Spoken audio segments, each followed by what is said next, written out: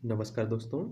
तो चलिए हम लोग बात कर रहे थे आईएएस पीसीएस प्रीलिम्स को ध्यान में रखते हुए कुछ महत्वपूर्ण क्वेश्चंस ले रहा हूँ और उनके विस्तार से आंसर बताए जा रहे हैं। इस तरह के हम लोग अभी तक 7 टेस्ट आपके ख़त्म कर चुके हैं। ये आपका 8वां टेस्ट है और कई लोगों का सवाल है कि वो इसका नोटिफिकेशन नहीं मिलता है। तो याद रखिए, जो बेल आइकन है उसे प्रेस कर लें आप लोग। जो घंटी टाइप की आपको दिखती है ना सब्सक्राइब करने के बाद, तो उसे आप लोग प्रेस कर लें। तो वहाँ आपका जैसे ही आप लोग प्रेस करेंगे तो आपके पास जो भी वीडियो अपलोड हुआ करेगा आपके पास उसका नोटिफिकेशन आ जाया करेगा। और वैसे भी याद रखिए कि सुबह आपका सिविल सर्विस को ध्यान में रखते हुए आपकी टेस्ट आता है और शाम को आपका वन डे एग्जाम का आता है। ठीक है। और बाकी आप देखते हैं कि जो भी करंट में आपके एडिटोरियल रहते हैं उन पर भी हम लोग बात करते रहते हैं। एनसीईआरटी आपकी लगभग ख़त्म होने वाली है। तो वैसे भी आप लोग जब भी आते हैं, जब प्लेलिस्ट सूची जरूर देख लिया करिएगा। उसमें मैं इतना मटेरियल दे चुका हूँ कि मुझे नहीं लगता है कि आपको 1 रुपया पैसा खर्च करने की ज़रूरत है। ठीक है। एक बार अच्छे से देख लें, अगर अच्छा लगता है तो ठीक है, वरना निकल सकते हैं आप लोग, उसमें ज़बरदस्ती थोड़ी है। तो और इसकी सभी पीडीएफ आपको टेलीग्राम पर मिल जाएंगी, उसे भी आप लोग ज्वाइन कर लीजिए। वहाँ वैसे भी आपकी सभी एनसीईआरटी की पीडीएफ डाल दी गई और भी जो आपके लिए ज़रूरी है उन सबको डाल दिया गया। चलिए, तो इसमें हम लोग पहला क्वेश्चन से देखते हैं। याद रखिए, ये क्वेश्चंस आपके इस तरह के जिस भी परीक्षा में पूछे जाते हों, फिर चाहे आपका एमपीपीएससी हो गया, यूपी पीसीएस, बिहार पीसीएस, उन सभी परीक्षाओं के लिए ये सभी क्वेश्चंस जरूरी रहेंगे। ठीक है। इस प्रकृति के क्वेश्चन जिस भी परीक्षा में आपके पूछे जाए, समझ रहे हैं, किसी भी परीक्षा हो कोई भी। पहला क्वेश्चन है हमारे सामने, भगवान महावीर जे आप जानते हैं कि जैन धर्म के ये महावीर हैं। भगवान महावीर से संबंधित निम्नलिखित कथनों पर विचार करना है। वह शाक्त वंश के थे, गलत है। वे जैन धर्म के 23वें तीर्थंकर थे, गलत है।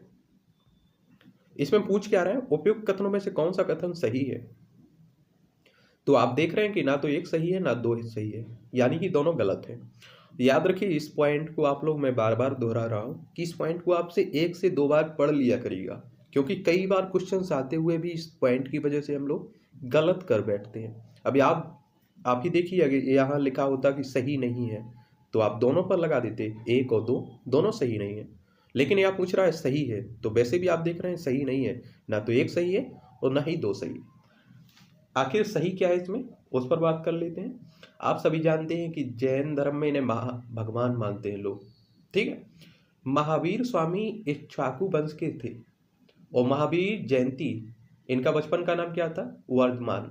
इनका जन्म का प्रतीक मनाया जाता है, एक जन्म के प्रतीक के रूप में महावीर जयंती मनाते हैं। आप अगर जैन धर्म से जानते हैं तो उसमें आप देखते रहते हैं। और जैन धर्म के 24वें और अंतिम तीर्थंकर थे, 23वें नहीं 24वें। अगर 23वें की बात करें हम तो ये पार्श्वनाथ थे। कौन थे, पार्श्वनाथ।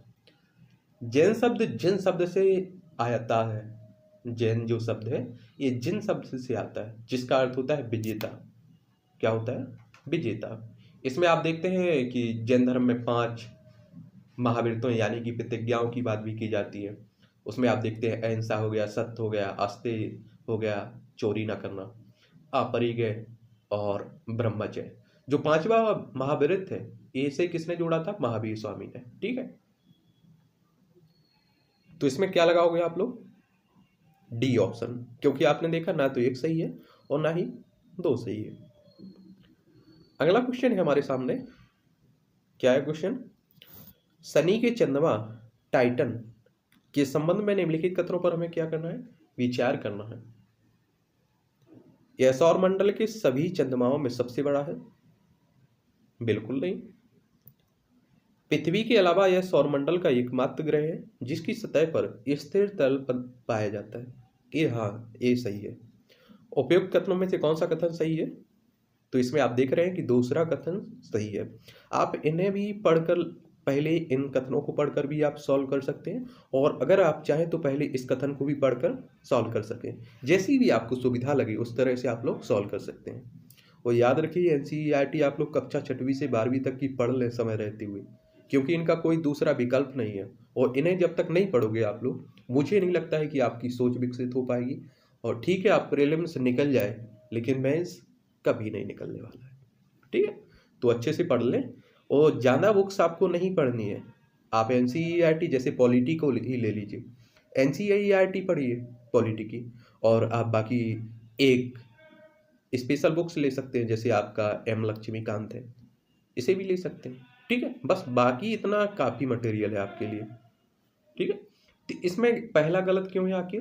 क्योंकि आप सभी जानते हैं कि टाइटन शनि के सभी चंद्रमाओं में बड़ा है, शनि के, लेकिन आप जानते हैं कि बृहस्पति के जो गैनीमेड है ये सौरमंडल में सबसे बड़ा चंद्रमा है, और जो टाइटन है ये दूसरे नंबर पर आता है। ठीक है, तो इसमें आप क्या लगाएंगे? बी ऑप्शन टिक करेंगे। क्या करेंगे? बी ऑप्शन सही है आपका। क्वेश्चन है हमारा अगला। क्या है क्वेश्चन हमारे सामने? निम्नलिखित कथनों पर विचार करना है। निम्नलिखित कथनों पर क्या करना है? विचार करना है हमें। प्रतिवर्ष 1 अक्टूबर को अंतर्राष्ट्रीय वृद्ध जन दिवस मनाया जाता है, आप सभी लोग जानते होंगे, सही बात है।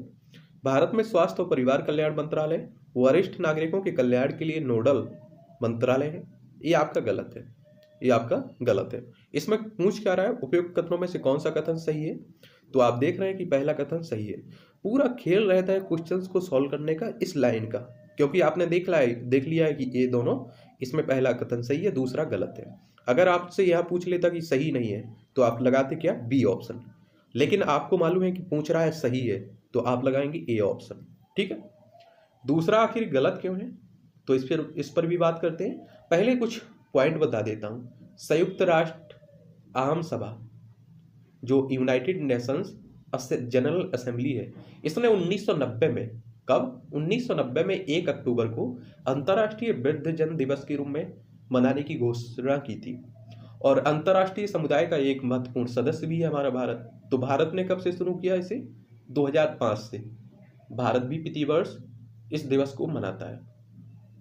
और जो भारत में सामाजिक न्याय और अधिकारिता मंत्रालय है, ये वृद्धजनों के हितों के लिए नोडल मंत्रालय है। कौन सा?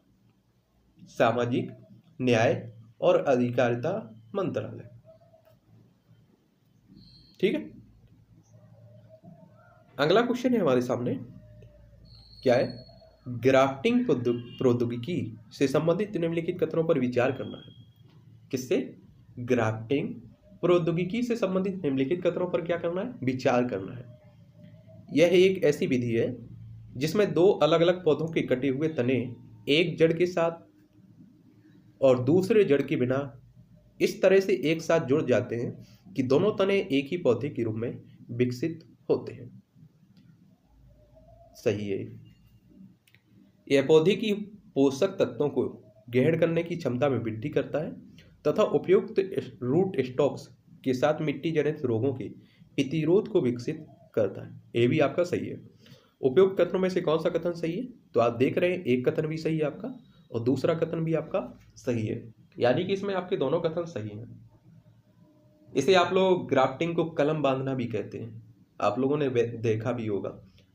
उद्यानिकी की एक तकनीक है जिसमें एक पौधे के ऊपर दूसरे पौधे की ऊतकों में प्रविष्ट कराए जाते हैं, जिससे दोनों वाहिका ऊतक आपस में मिल जाते हैं। इस प्रकार इस विधि से आलिंगिक प्रजनन द्वारा पौधे तैयार किए जाते हैं। ठीक है, तो इसमें आपका क्या लगाएंगे? सही।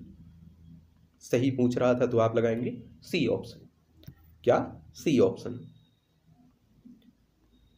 क्वेश्चन है हमारा। क्या है क्वेश्चन हमारे सामने? निम्नलिखित में से किन देशों के साथ भारत का नकारात्मक द्विपक्षीय व्यापार संतुलन है? यानी कि व्यापार घाटा हमारा किस किस के साथ है? तो चीन के साथ आप देखेंगे, दक्षिण कोरिया के साथ भी देखेंगे, यूएसए इसके साथ नहीं, यूके इसके साथ भी नहीं, सऊदी अरब इसके साथ भी है आपका। सही कूट चुनना है तो 1, 2 और 5 इसमें होगा। वैसे आपको बता दूं, भारत के व्यापारिक भागीदारों में अगर बात करें तो शीर्ष 5 देश जिनसे भारत का नकारात्मक द्विपक्षीय व्यापार संतुलन है, यानी कि हम सबसे ज्यादा इनसे आयात करते हैं लेकिन निर्यात कम करते हैं, जैसे चीन हो गया, स्विट्जरलैंड, सऊदी अरब, इराक, दक्षिण कोरिया। कहने का सीधा सा मतलब ये है व्यापार घाटे का कि आप किसी देश से 100 रुपये की वस्तु खरीद रहे हैं, उसे 10 रुपये की वस्तु बेच रहे हैं, तो आप समझ सकते हैं कि 90 रुपये का आपको घाटा है। ठीक है। और अगर हम लोग शीर्ष 5 देश जिनके साथ भारत का अधिशेष व्यापार संतुलन में है, यानी कि ठीक ठाक स्थिति में है, इसमें आप देखेंगे संयुक्त राज्य अमेरिका, संयुक्त अरब अमीरात, बांग्लादेश, नेपाल, ब्रिटेन। ठीक है। चीन के साथ भारत का सबसे ज़्यादा अधिक घाटा देखा जाता है। और वैसे भी आप जानते हैं कि अगर आपके यहाँ 4 फोन बिक रहे हैं तो उनमें से देखते हैं 3 कंपनी कहाँ की होती हैं, चाइना की। तो इस तरह से आप समझ सकते हैं कि कितना आयात करते हैं हम लोग चाइना से। समझ रहे हैं आप लोग? तो इसमें क्या लगाएंगे आप लोग? इसमें लगाएंगे आप सी ऑप्शन। क्या लगाएंगे? सी ऑप्शन सही। अगला क्वेश्चन है हमारे सामने, क्या है? मेक इन इंडिया 2.0 के तहत निम्नलिखित में से किन क्षेत्रों की चैंपियन सेक्टर के रूप में पहचान की गई? एक तरह से फोकस क्षेत्रों के रूप में पहचान की गई है। तो इसमें आप देखेंगे जैव प्रौद्योगिकी, चमड़ा और जूता, नवीन और नवीकरणीय ऊर्जा, रसायन, खाद्य प्रसंस्करण। इन 5 को शामिल किया गया है आपको इसमें। इसका 5 को शामिल किया गया और नीचे दिए गए कूट का प्रयोग करके हमें सही उत्तर चुनना है। तो इसमें आप देखेंगे 5 सही है। वैसे आपको बता दें कि औद्योगिक निष्पादन को बढ़ावा देने और भारत को वैश्विक विनिर्माण केंद्र बनाने के लिए सरकार ने मेक इन इंडिया कार्यक्रम लॉन्च किया। सरकार ने चैंपियन सेक्टर की पहचान की और जिसके पास वैश्विक चैंपियन बनने की, विनिर्माण में 2 अंकों की वृद्धि करने की और महत्वपूर्ण रोजगार के अवसर उत्पन्न करने की क्षमता है। इन क्षेत्रों में अगर हम लोग मेक इन इंडिया 2.0 संस्करण के तहत फोकस वाले बिंदुओं की बात करें तो आप देखेंगे पूंजीगत वस्तुएं, ऑटो और ऑटो कंपोनेंट, रक्षा तथा अंतरिक्ष, जैव प्रौद्योगिकी, औषधि निर्माण एवं चिकित्सीय उपकरण, रसायन, इलेक्ट्रॉनिक सिस्टम डिजाइन एंड तथा मैन्युफैक्चरिंग, चमड़ा तथा जूता, वस्त्र तथा परिधान, खाद्य प्रसंस्करण, रत्न और आभूषण, नवीन तथा नवीकरणीय ऊर्जा, निर्माण, नौपरिवहन तथा रेलवे। ये सभी इसके फोकस बिंदु हैं। तो इसमें क्या लगाओगे आप लोग? डी ऑप्शन सही होगा। 5 को शामिल किया गया है। ठीक है। अगला क्वेश्चन है हमारे सामने, क्या है? विनिवेश के संदर्भ में निम्नलिखित कथनों पर विचार करना है। विनिवेश के संदर्भ में निम्नलिखित कथनों पर विचार करना है।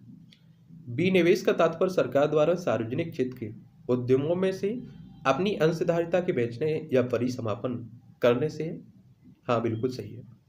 वाणिज्य एवं उद्योग मंत्रालय का निवेश और सार्वजनिक परिसंपत्ति प्रबंधन विभाग विनिवेश हेतु नोडल एजेंसी है। ये आपका गलत है। क्या है? ये गलत है। उपयुक्त कथनों में से कौन सा कथन सही है? तो इसमें आपका एक कथन, केवल एक कथन सही है। ठीक है, यानी कि ए ऑप्शन सही है। याद रखिए, विनिवेश का मतलब सीधा सा आप लोग इसमें ज़्यादा झंझट में मत पड़िएगा। विनिवेश का मतलब एक तरह से आप ये कह सकते हैं कि आप सरकार हैं और आपके अंडर में कोई कंपनी आप चला रहे हैं। ठीक है, तो उसमें आपकी 100% हिस्सेदारी है। तो आप क्या चाहें कि 10%, 20% दूसरे लोगों को बेच दें अपनी हिस्सेदारी, तो इसे ही विनिवेश कह देते हैं आप एक तरह से। ठीक है। और वित्त मंत्रालय के अधीन आप देखेंगे निवेश और लोक परिसंपत्ति प्रबंधन विभाग विनिवेश के लिए एक नोडल एजेंसी है। कौन सा? निवेश और लोक परिसंपत्ति प्रबंधन विभाग, जिसे आप लोग कह देते हैं DIPAM। ठीक है, याद रखना। चलते हैं अगले क्वेश्चन की तरफ हम लोग। क्या है अगला क्वेश्चन हमारा? भारतीय दिवाला और शोधन अक्षमता बोर्ड के संदर्भ में निम्नलिखित कथनों में से कौन सा कथन सही है? यानी कि सही कथन हमें चुनना है। क्या चुनना है? सही कथन चुनना है। यह दिवालियापन पेशेवरों के ऊपर नियामकीय निगरानी रखता है। बिल्कुल सही बात। यह लेन देन के लिए नियम बनाता है और उन्हें लागू करता है, जैसे संहिता के अंतर्गत कॉरपोरेट शोधन अक्षमता समाधान, कॉरपोरेट परिसमापन, व्यक्तिगत शोधन अक्षमता समाधान और व्यक्तिगत दिवाला। इसे भी, ये भी आपका सही है। यानी कि दोनों कथन आपके कैसे हैं? सही हैं। एक भी सही है और 2 भी सही है। आप सोचिए कि अब 47-48 जा रहा है कट ऑफ सिविल सर्विस का, आपका प्रीलिम्स का। क्यों जा रहा है? क्योंकि आपके आते हुए भी क्वेश्चंस हर कोई गलत कर बैठता है। तो आपको बड़े ध्यान से पढ़ना है। और जब हम लोग परीक्षा हॉल में बैठते हैं तो आप देखते हैं कि इतना घबराहट सी भी होती है। तो आपको बड़े धैर्य रखकर लिखना है जो भी करना है, ठीक है। और गोला लगाते हुए वक्त भी आप लोग बड़ा ध्यान रखा करिएगा, पूरे फ्री होकर जाया करिएगा, ठीक है। भारतीय दिवाला एवं शोधन शोधन अक्षमता बोर्ड का गठन 1 अक्टूबर, कब? 1 अक्टूबर 2016 को हुआ था। किसके तहत? दिवाला एवं शोधन अक्षमता संहिता 2016 के तहत इसका गठन किया गया था, ठीक है। यह एकमात्र नियामक है जो पेशे के साथ साथ प्रक्रियाओं को भी नियमित करता है। इसमें क्या लगाएंगे आप लोग? C option. और याद रखिए 2 ही 4 क्वेश्चन का फर्क रहता है, 1-2 क्वेश्चन का ये आपको कट ऑफ से बाहर कर देता है, समझ रहे हैं आप लोग। और एक बार कट ऑफ से बाहर होने का मतलब है कि 1 साल फिर से इंतजार करिए आप लोग। देखता हूँ कई बार कि जिनके प्रीलिम्स कभी नहीं निकलते हैं उनके मेंस निकल जाते हैं। एक आध बार आप सोचिए, कई बार सुनते भी रहते होंगे आप लोग कि प्रीलिम्स नहीं निकाल पाया वो, और वो मेंस दूसरी बार तीसरी बार जब वो मेंस प्रीलिम्स निकलता है तो मेंस में तुरंत पहली बार में हो जाता है। तो कहने का मतलब है कि आपके पास खुले आंसर होते हैं मेंस के लिए, कि आपकी सोच समझ है और आप न्यूज़पेपर से और एनसीईआरटी से जुड़े हुए रहे हैं। तो इसीलिए तो कहता हूँ 3 से 4 बार कम से कम एनसीईआरटी पढ़ लीजिए, ठीक है। किससे? इससे आपकी नींव मजबूत है। एक तरह से आप जो सामान्य तौर पर आप देखते हैं कि जो शब्द होते हैं वो आपको समझ में आ जाए और आप आंसर राइटिंग बेहतर कर पाए। आप जैसे समझिए आप लोग कि दिल्ली के बारे में आपको लिखना है तो आप बहुत पॉइंट लिख सकते हैं, समझ रहे हैं आप लोग। तो आपका मेंस मतलब एक आपकी सोच आपकी जो विकसित होती है उसी के आधार पर आप लिखते हैं। लेकिन प्रीलिम्स में क्या रहता है कि आप अपनी तरफ से कुछ उसमें जोड़ नहीं सकते हैं, समझ रहे हैं। इसलिए अगला क्वेश्चन क्या है हमारे सामने? निम्नलिखित युग्मों पर विचार करना है। निम्नलिखित युग्मों पर विचार करना है, ये आपके विषय है और दिवस है। कहने का मतलब है कि इस तरह आपके दिवस दिए गए हैं और डेट दी गई है। तो आप देखेंगे कि विश्व पुस्तक एवं कॉपीराइट दिवस ये आपका कब मनाया जाता है? 23 अप्रैल को, आप सभी जानते हैं। राष्ट्रीय स्थानीय स्वशासन दिवस 24 अप्रैल को। विश्व स्वास्थ्य दिवस 7 अप्रैल को। तीनों कथन आपके सही है। और क्या पूछ रहा है? हमें सही ही बताना है, सही सम्मिलित करना है। तो इसमें आप देखेंगे 1, 2 और 3 तीनों सही है। क्या है? तीनों सही है। आप लोगों को पता होगा कि यूनेस्को द्वारा प्रत्येक वर्ष 23 अप्रैल को विश्व पुस्तक एवं कॉपीराइट दिवस के रूप में मनाया जाता है। यह पुस्तकों में रुचि और पढ़ने की कला को बढ़ावा देने का एक अवसर है। यूनेस्को ने विलियम शेक्सपियर, मैगुअल सर्वेंट सहित महान साहित्यकारों को श्रद्धांजलि देने के उद्देश्य से 23 अप्रैल को यह दिवस मनाने का निर्णय लिया है, क्योंकि इनकी आपने देखा है कि इन सभी साहित्यकारों की मृत्यु इसी दिन हुई थी। और अगर आप राष्ट्रीय स्थानीय स्वशासन दिवस की बात करूं तो भारत के पंचायती राज मंत्रालय द्वारा हर साल आपका 24 अप्रैल को राष्ट्रीय स्थानीय दिवस के रूप में मनाते हैं। इस दिवस को राष्ट्रीय पंचायती राज दिवस के रूप में भी जाना जाता है, क्योंकि आप जानते हैं कि वर्ष 1993 में इसी दिन आपने देखा कि 73वां संविधान संशोधन अधिनियम 1952 लागू हुआ था, इसलिए इसे मनाते हैं। और अगर हम लोग 7 अप्रैल की बात करें तो आप सभी को मालूम होगा कि विश्व स्वास्थ्य दिवस हर साल 7 अप्रैल को मनाया जाता है, क्योंकि विश्व स्वास्थ्य संगठन है WHO है, उसकी स्थापना इसी दिन 7 अप्रैल 1948 को हुई थी, इसलिए उसी की याद में 7 अप्रैल को विश्व स्वास्थ्य दिवस मना देते हैं। तो इसमें क्या लगाएंगे आप लोग? D option. क्या लगाएंगे? डी ऑप्शन, बिल्कुल सही। क्वेश्चन है हमारे सामने अगला, वाल्टिक ड्राई इंडेक्स निम्नलिखित में से किससे संबंधित है? वाल्टिक ड्राई इंडेक्स निम्नलिखित में से किससे संबंधित है? नौवहन और व्यापार से। नौवहन और व्यापार से। वाल्टिक ड्राई इंडेक्स लंदन स्थित वाल्टिक एक्सचेंज द्वारा निर्मित नौवहन और व्यापार सूचकांक है, जो कच्चे माल के परिवहन की लागत में परिवर्तन को मापता है आपका, ठीक है, याद रखना। अगला क्वेश्चन है हमारे सामने, निम्नलिखित युग्मों पर विचार करना है। व्यापार समझौता और ये विवरण दिए गए हैं। व्यापार समझौता और विवरण।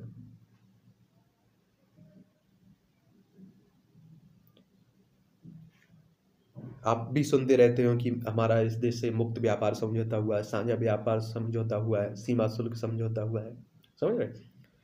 मुक्त व्यापार समझौता गैर सदस्यों के साथ व्यापार हेतु सदस्यों द्वारा सामान्य बाह्य शुल्क विशुल्क दरों को बनाए रखना गलत है।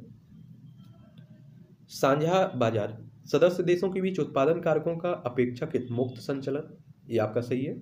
सीमा शुल्क संघ सदस्य देश समष्टि आर्थिक तथा विनिमय दर नीतियों को समन्वित करते हैं, ये आपका गलत है।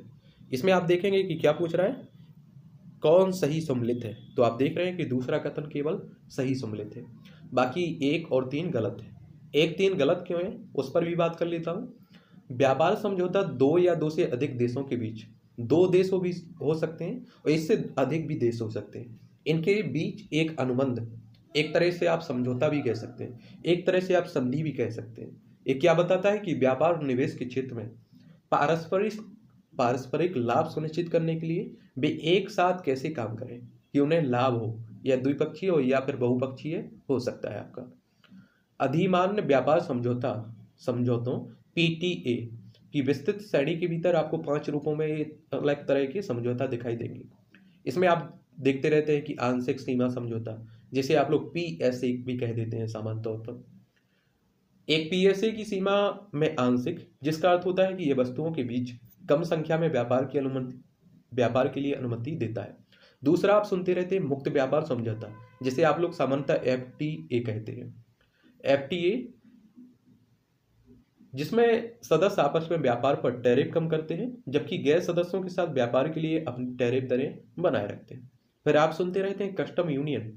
एक कस्टम यूनियन एक संघ होता है जिसमें सदस्य गैर सदस्यों से आयात के लिए एक सामान्य बाह्य टैरिफ अनुसूची लागू करते हैं। एक आप कॉमन मार्केट भी सुनते रहते हैं, यह एक कस्टम यूनियन है जहां उत्पादन के कारकों की गतिशीलता सदस्य देशों के बीच अपेक्षाकृत मुक्त होती है। फिर एक शब्द और रहता है आपका आर्थिक यूनियन। यह एक सामान्य बाजार है जहां सदस्य देश मैक्रो इकोनॉमिक और विनिमय दर नीतियों का समन्वय करता है। ठीक है, तो इसमें आपका केवल 2 कथन सही था, तो बी ऑप्शन सही है आपका। क्या है, बी ऑप्शन सही है। क्वेश्चन है हमारे सामने, शहरी और आधारभूत अवसंरचना में सुधार के लिए अटल नवीकरण और शहरी परिवर्तन मिशन अमृत, जिसे बोल देते हैं, शुरू किया गया है। अमृत के संदर्भ में निम्नलिखित कथनों पर हमें विचार करना है। क्या करना है, विचार करना है। इनमें से देखना है कि कौन सा कथन सही है आपका।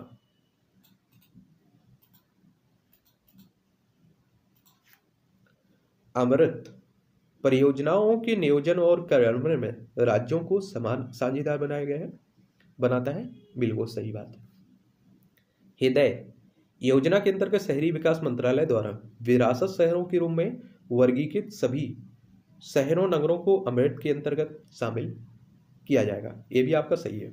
और पूछ भी क्या रहा है, सही ही कथन पूछ रहा है, तो 1 भी सही है, 2 भी सही है। और वैसे आपको अमृत योजना के बारे में, इसके बारे में बता दूं तो ये आपका Atal mission for rejuvenation and urban transforming, इसकी स्थापना अपनी लॉन्च कब हुई थी, ये योजना 2015 में।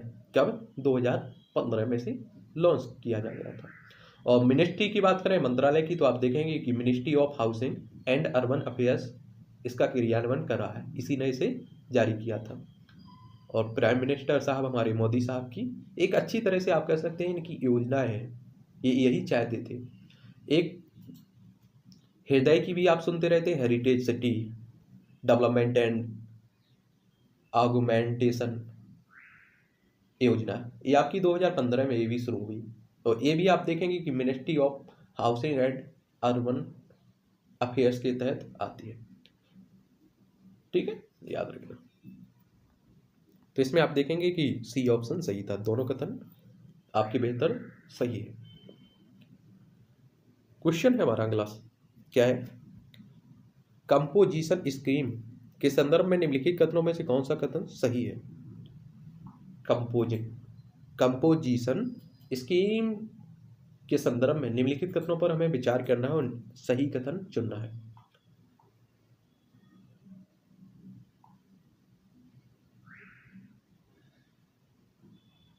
क्या है?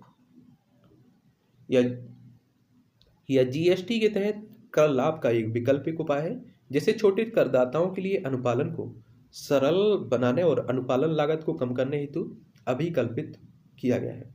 ये आपका बिल्कुल सही है। क्या है? ये बिल्कुल सही है।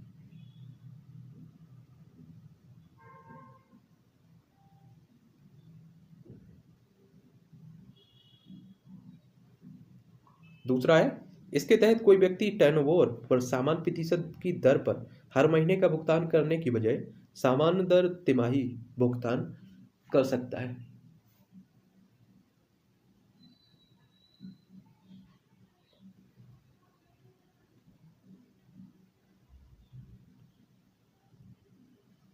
यह आपका क्या है?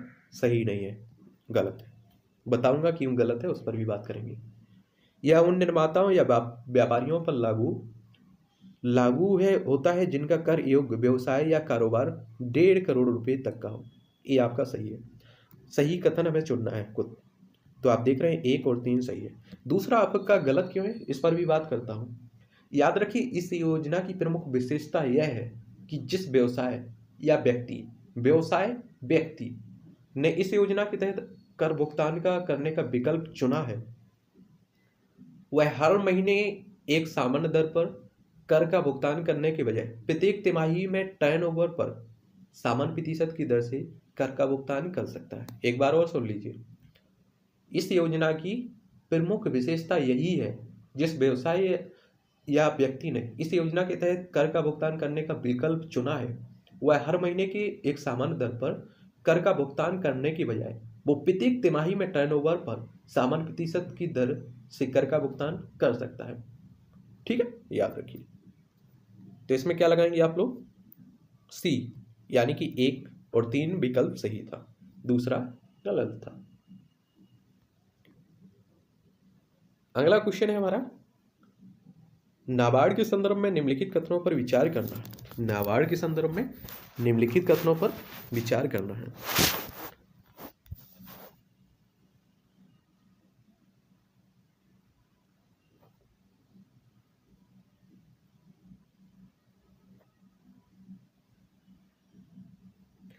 बारह जुलाई 1982 को आरबीआई के कृषि ऋण कार्यों और तत्कालीन कृषि पुनर्वित्त और विकास निगम के पुनर्वित्त कार्यों को स्थानांतरित कर इसकी स्थापना की गई।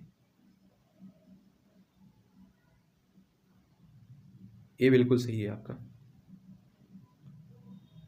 यह सहकारी बैंकों और क्षेत्रीय ग्रामीण बैंकों के कार्यों के विनियमन और पर्यवेक्षण के लिए जिम्मेदार है।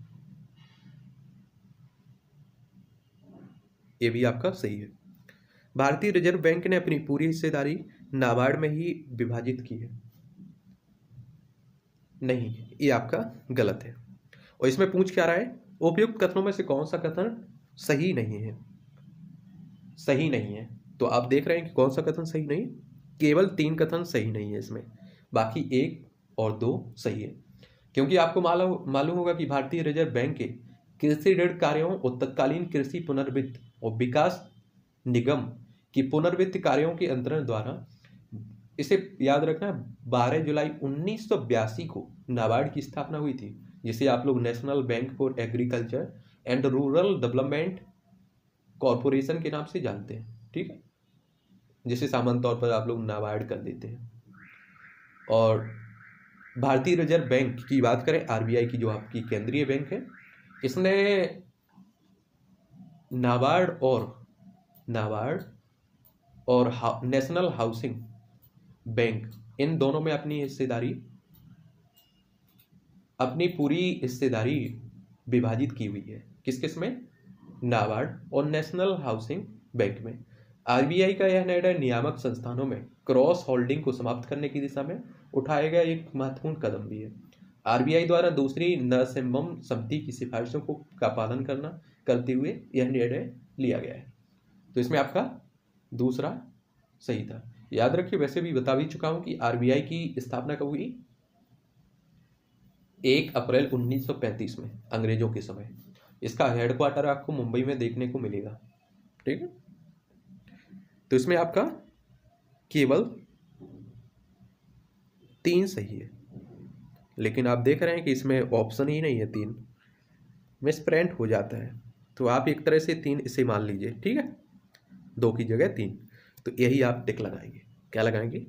क्योंकि आप देख रहे हैं कि तीसरा कथन सही नहीं है।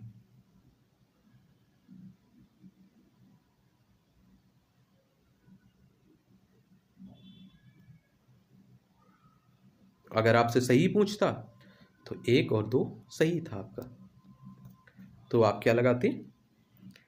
सी। लेकिन तीसरा कथन इसमें गलत है।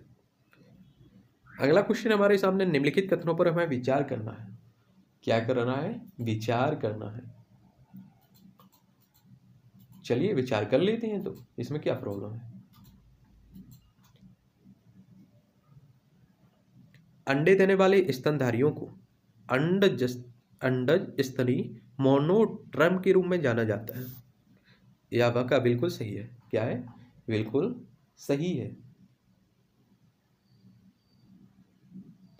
अंडे देने वाले स्तनधारियों को क्या कहते हैं? अंडज स्तनी मोनोट्रम के रूप में जानते हैं। वर्तमान में आप देखेंगे केवल 5 जीवित मोनोट्रम प्रजातियां पाई जाती हैं। बतख जैसी चोंच वाले फिलेटेपस और एकिडना की 4 प्रजातियां, जिन्हें स्पाइन एंटीवर्स भी कहा जाता है।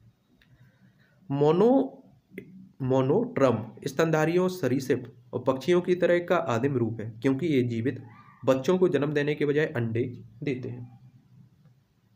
मोनोट्रम स्तनधारियों का आदिम रूप है, क्योंकि ये जीवित बच्चों को जन्म देने के बजाय क्या करते हैं?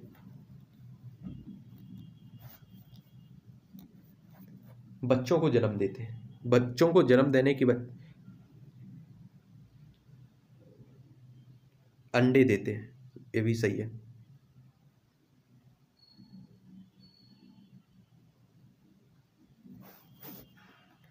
ये भी आपका क्या है? सही है। अंडज स्तनी मोनोट्रम केवल सेशेल्स और न्यू गिनी में पाए जाते हैं।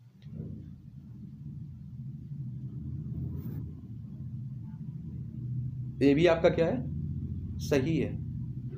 ये कहाँ केवल सेशेल्स और न्यू गिनी में आपके को देखने को मिलेंगे। कहाँ? सेशेल्स और न्यू गिनी में।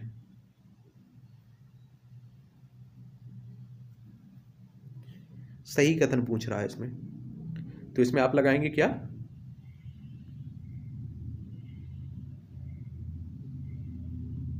सेशेल्स और न्यू गिनी में पाए जाते हैं। इसमें आपके 1, 2, तीनों कथन सही है,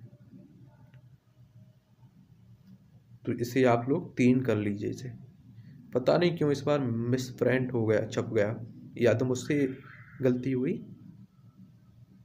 चलिए इसमें तीनों आपके कथन क्या है? सही है। डी ऑप्शन लगाएंगे आप लोग, सॉरी ए ऑप्शन। अगर आपके भी दिमाग में रहता है, आप बेहतर इसका व्याख्या कर सकते हैं, तो आप नीचे कमेंट बॉक्स में लिख सकते हैं, खुला हुआ है आपको। ठीक है, क्योंकि मुझसे भी गलती हो सकती है, और सिविल सर्विस में कोई भी आप लोग देखते हैं कि जब आपकी आंसर की जाती है तो कोई भी हो सही आंसर नहीं बता पाता है।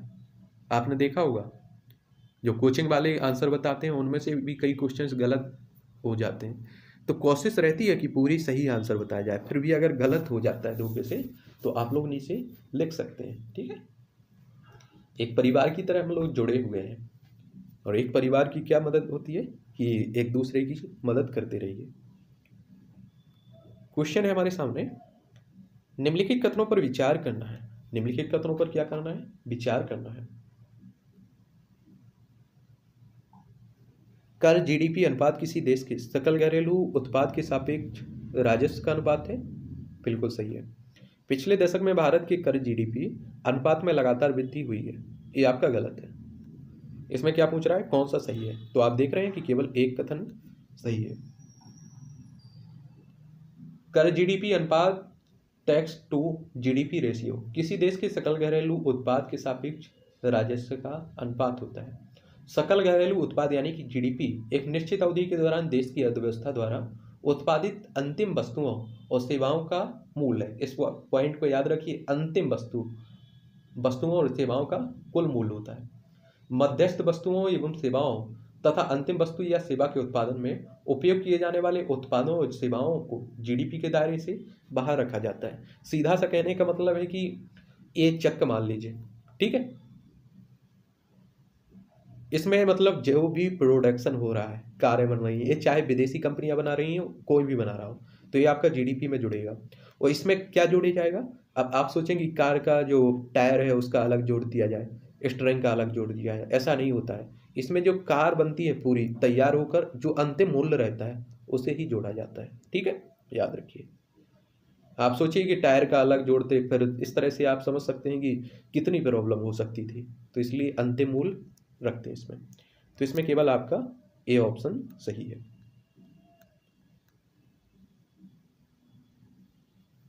कर अधिक और कर लोच के संदर्भ में निम्नलिखित कथनों पर हमें क्या करना है? विचार करना है। कर अधिक और कर लोच। कर अधिक का तात्पर्य जीडीपी में परिवर्तन लाने के लिए कर राजस्व वृद्धि की जवाबदेहिता से है। सही है। जब कोई कर पूरी तरह से समाप्त हो जाता है तो कर दर में वृद्धि के बिना इसका राजस्व बढ़ जाता है, ये भी सही है। कर लोच कर दर में परिवर्तन की प्रतिक्रिया के रूप में कर राजस्व में परिवर्तन को संदर्भित करती है, ये भी आपका सही है। और पूछ क्या रहा है? उपयुक्त कथनों में से कौन सा कथन सही है? तो आप क्या लगाएंगे? तीनों कथन बिल्कुल सही बात है। तो इसमें आपको लगाना होगा डी ऑप्शन। डी ऑप्शन सही है हमारे साथ। अगला क्वेश्चन है हमारे सामने, निम्नलिखित में किन वस्तुओं को वस्तु एवं सेवा कर से मुक्त रखा गया है? जलीय भोजन, आप जानते हैं इसे भी रखा गया है। कच्चा जूट, ब्रांडेड प्राकृतिक शहद, इसे नहीं रखा गया है, इसे शामिल किया गया है। मुरमुरा, इसे भी शामिल किया गया है। सही कूट आपको चुनना है तो 1, 2 और 4 सही होगा। क्या होगा? सही होगा। वस्तु एवं सेवा कर, वस्तु एवं सेवा कर कि कई चरणों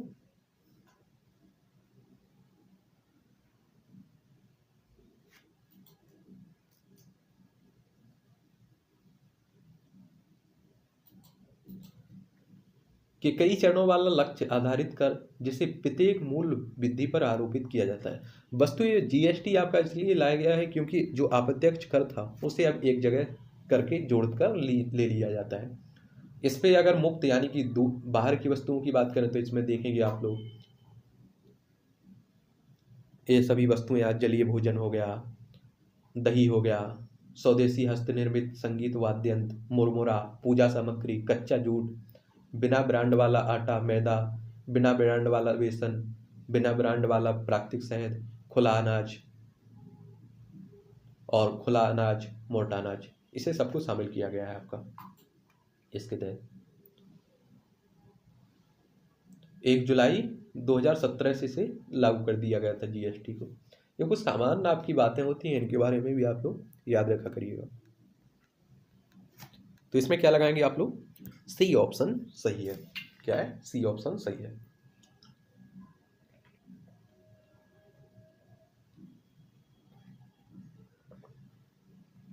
आप देख लेते हैं कि अभी पेट्रोलियम जो भी पदार्थ है और जो आप देखते हैं कि शराब है, इसे भी इससे बाहर रख दिया गया है।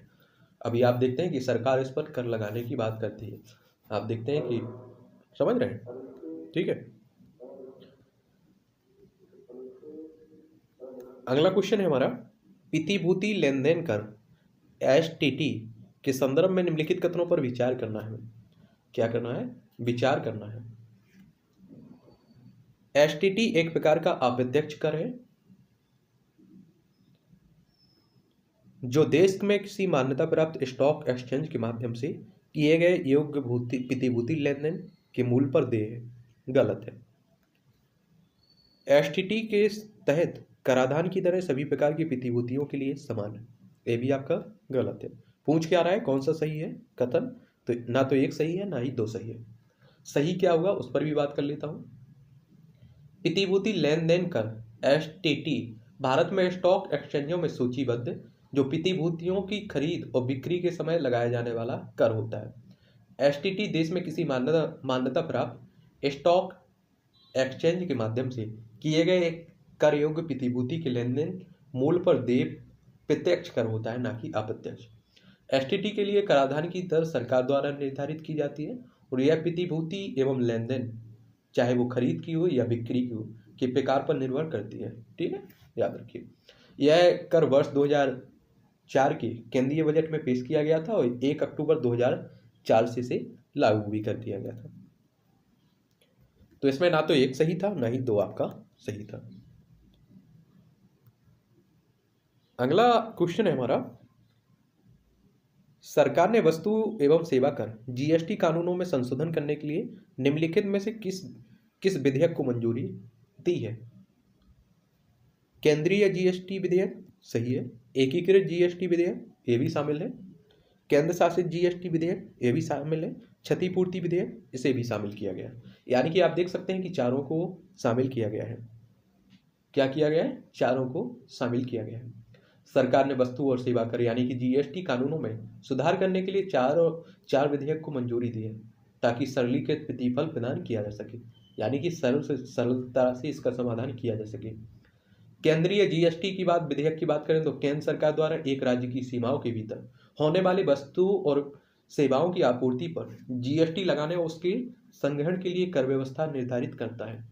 एकीकृत जीएसटी विधेयक की बात करें तो केंद्र सरकार द्वारा विभिन्न राज्यों के बीच गई वस्तुओं या फिर सेवाओं की आपूर्ति पर लेवी और जीएसटी के संग्रह हेतु कर व्यवस्था का निर्णय करते हैं। और केंद्र शासित जीएसटी विधेयक की बात करें तो केंद्र शासित प्रदेशों जिनमें आपका विधायिका नहीं है, आप देखते हैं जिनमें विधायिका नहीं है, इसमें आप देखेंगे पुडुचेरी, दिल्ली और जो आपका जम्मू कश्मीर नया बना हुआ है, यहाँ आपने देखा है कि विधायिका है, यानी कि विधानसभाएं हैं।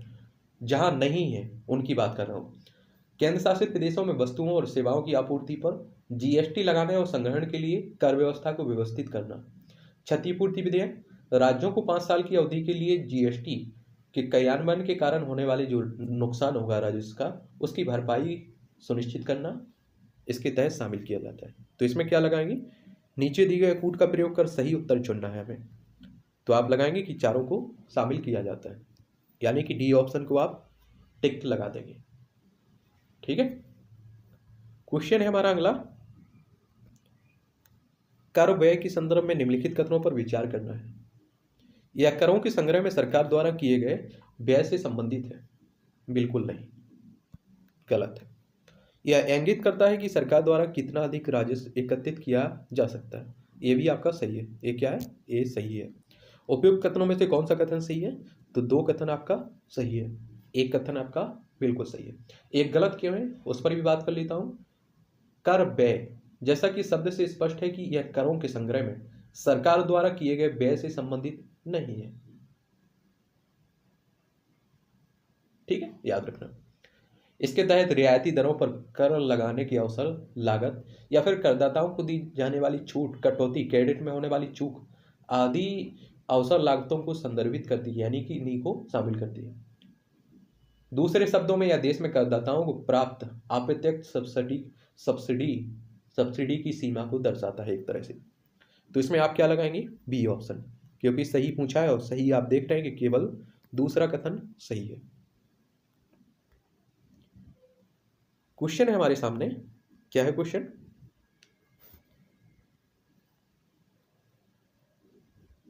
देशी पोर्टफोलियो निवेशक यानी कि एफपीआई के संदर्भ में निम्नलिखित कथनों पर विचार करना है हमें।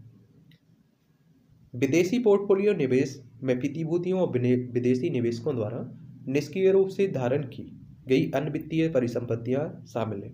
बिल्कुल सही बात है। क्या है? बिल्कुल सही है। किसी एक निवेशक या निवेशक समूह द्वारा किया गया विदेशी पोर्टफोलियो निवेश हेतु भारतीय कंपनी की इक्विटी का 10% से अधिक नहीं हो सकता है। इससे अधिक होने पर उसे एफडीआई माना जाएगा। ये भी आपका सही है। पीएफआई को असूचीबद्ध शेयरों में निवेश करने की अनुमति नहीं है। ये भी आपका सही है। क्या पूछ रहा है? सही कथन। तो आप देख रहे हैं कि तीनों कथन इसमें सही है। याद रखिए इस तरह के जो भी प्रावधान है बदलते रहते हैं, तो इसलिए कृपा करके आप लोग करंट से जुड़े रहिए, क्योंकि मैं तो कहूँगा कि ये पूरा क्वेश्चन आपका करंट पर बेस्ड रहेगा, क्योंकि आप देखेंगे कभी कभी भी किसी भी तरह के प्रावधान बदल सकते हैं। ठीक है, सरकार कभी भी बदल सकती है। तो अभी बात करूं तो इसमें आपका डी ऑप्शन सही होगा।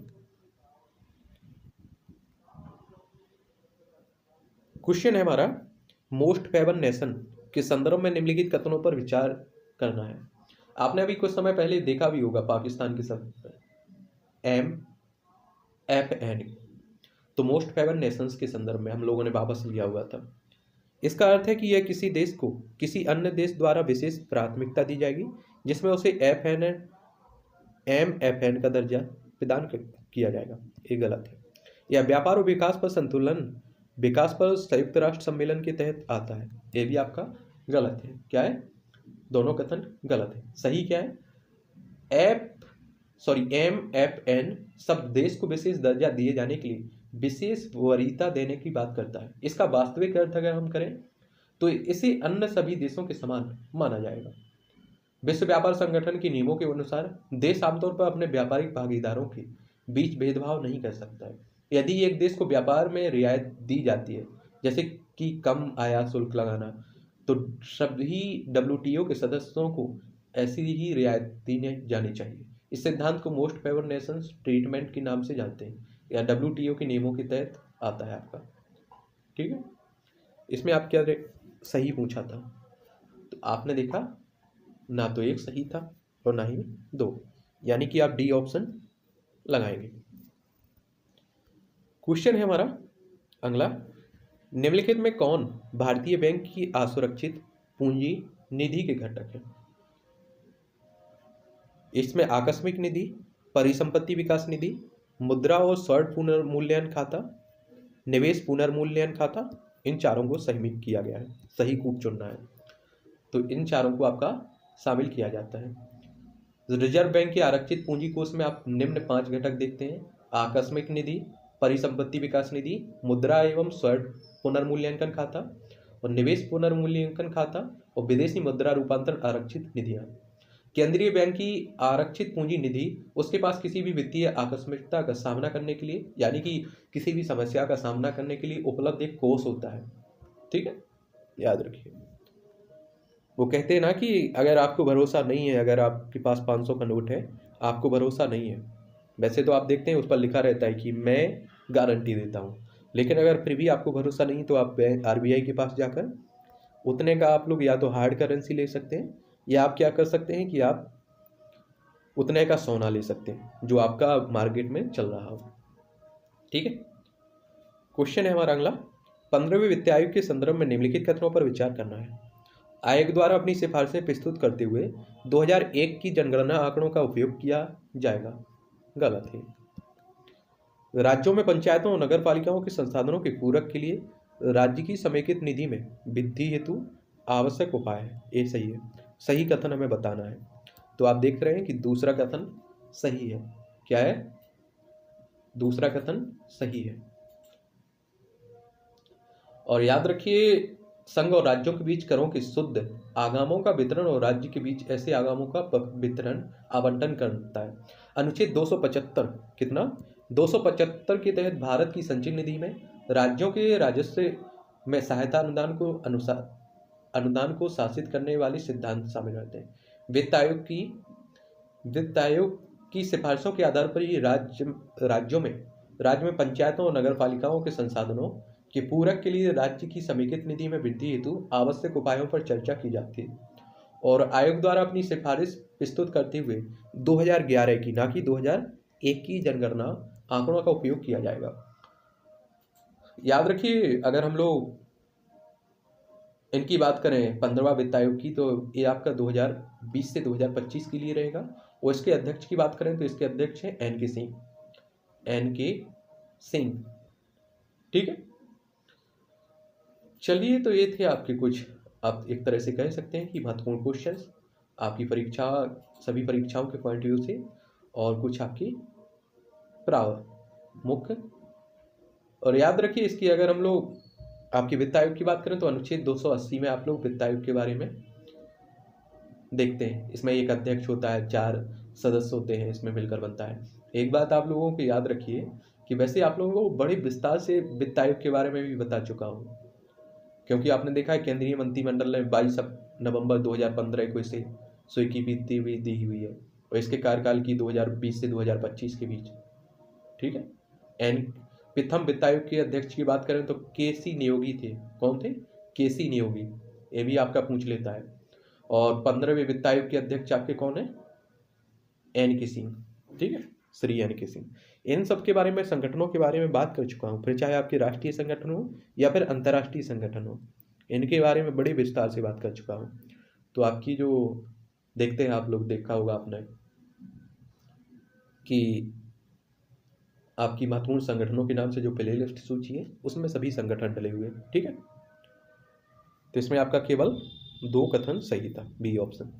चलिए मिलते हैं हम लोग 9वीं टेस्ट में आप लोगों के साथ।